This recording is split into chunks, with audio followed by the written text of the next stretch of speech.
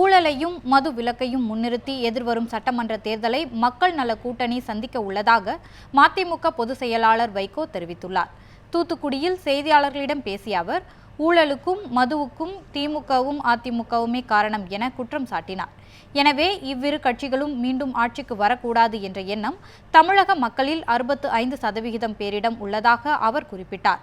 மேலும் தற்போது வெளியாகும் கருத்து கணிப்புகளை தாண்டி மக்கள் நல கூட்டணி வெற்றி பெற்று கூட்டணி ஆட்சி அமைக்கும் என வைகோ நம்பிக்கை தெரிவித்தார். முன்னதாக தூத்துக்குடியில் நடைபெற்ற மாவட்ட மதிமுக செயல் வீரர்கள் கூட்டத்தில் பங்கேற்று வைகோ பேசினார். ஊழலுக்கு காரணமான அதிமுக, திமுக, இன்னொன்று நாட்டை பாழாக்கும் மது.